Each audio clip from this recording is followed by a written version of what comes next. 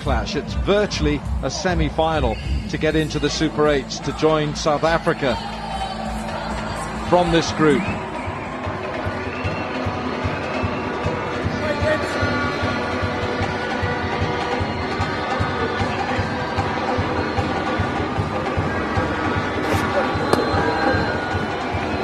Kingmark does get the ball to swing. He'll swing it into the left-handers, but he's got to get his line outside that off stump.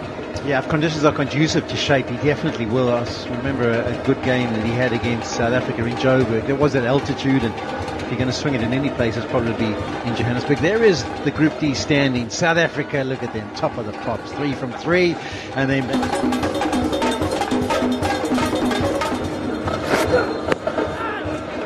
It's ambitious down the pitch from Tanzid. Yeah, it's got a feeling that the surface is playing nicely. I think it's going to be more of a challenge for the bowlers today. In New York, it was pretty much a simple game plan. Ran up, hit back of a length, bowl as consistently as you possibly can. Whereas today they might have to use their variations, as we've seen already. Looking to advance, looking to put Higma under some pressure. That extra spin option, Aryan Dutt, will be crucial, one feels, for Scott Edwards and this Netherlands side. Van Beek at slip. Oh, look at that bounce. What a good take by Scott Edwards. It goes down as a wide. That's taken off. Sean Pollock, you were out there, we were out there. You would look identified. You said there would be carry on this surface. Yeah, there were some bare patches, but on the cracks, and there's a good presentation of actual grass covering. Some of it's quite thick in patches, almost a little bit thatchy, and I think if you hit those areas in particular, you will get it to carry through comfortably. But that's nice. We like to see pace on the ball. The outfield's looking pristine. I'm sure once we see one come off the middle of the bat, it'll race away to the boundary. Ball line is not quite right. Yeah, no surprise for the Netherlands team, Wilco, that Aaron Dutt comes in with his off-spinners and obviously the amount of left-handers that they've got in their batting lineup. I think they'll be wanting a little bit more from the top 3, but we know what Engelbrecht, Edwards and De Leede in particular are capable in the middle order. Vastly experienced now, those 3. And some really good bowling options. So using these facilities first and trying to prevent Bangladesh from getting away.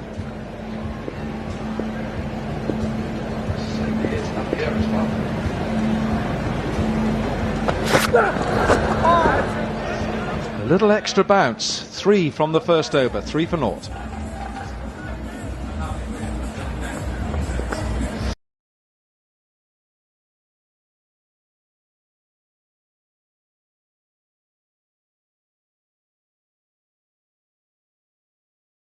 So just a reminder that the Netherlands have won the toss. Scott Edwards deciding to bowl first, and I think that's probably the best option in a day. Bit of extra bounce. He's tall, keep saying that, but Aryan Dutt is not going to skid on. It's going to bounce from this off spinner. I think in New York they couldn't trust that bounce. They couldn't play the back foot shots and try and pull it away over mid-wicket, whereas today I think they're going to be able to do that. So it should free up the batters a touch.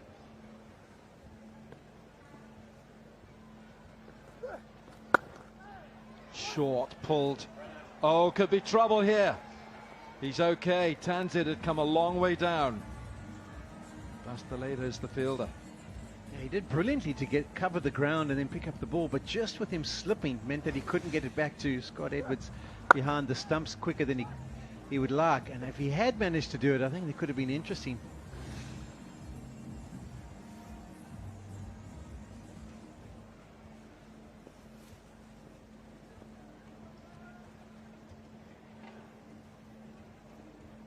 Dutt bowling from the C end of this ground, the Bekwe end.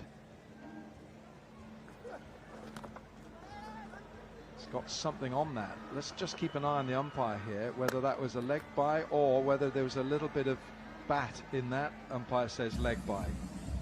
End of 2 overs. It's 5 for 1.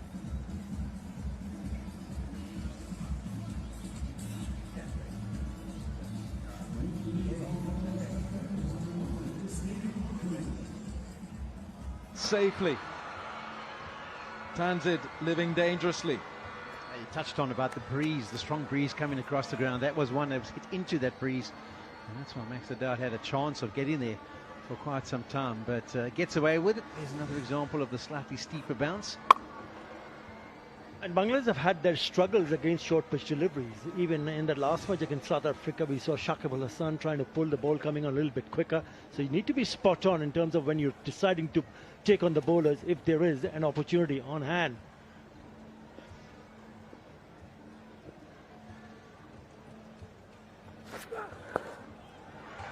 That's better, helps it around. There's no fine leg. It's 4. Tanzid using the pace. Yeah, the pace and the bounce and just helping it over that short 45. First boundary of the day, and that'll be nice positive vibes for the Bangladesh batters. I think they'll be a little bit disappointed about the line there. He obviously has to try and hold the tight one. He's got a slip in place, but just because of the way it headed down that leg side, it was a bit of easy picking. Yeah, with the fine leg inside the circle, anything down the leg side, you're asking for trouble.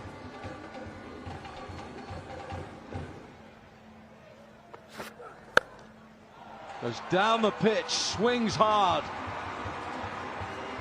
Now that has hit the rope on the full.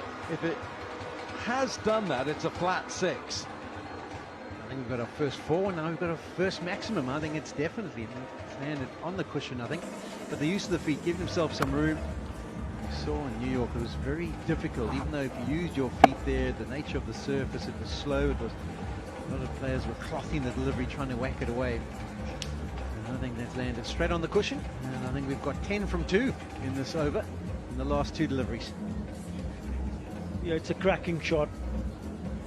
And you need to read the pace as quickly as possible. Yep, maximum there from the bat of Tanzid Hassan.